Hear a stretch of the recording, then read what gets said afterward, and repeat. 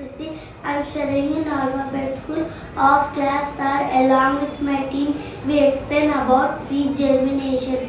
There are 3 stages of seed germination: amebation, dissolution, and division.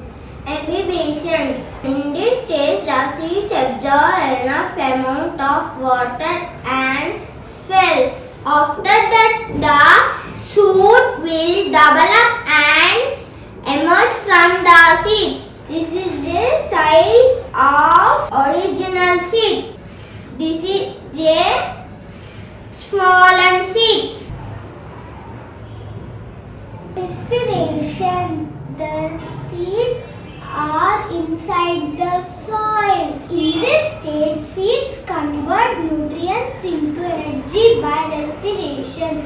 Seeds initially use anaerobic respiration as the soil does not have air during germination until the seedling occurs. Cell division is a key part of seed germination and is responsible for the formation of the seedling and young plants. Thank you.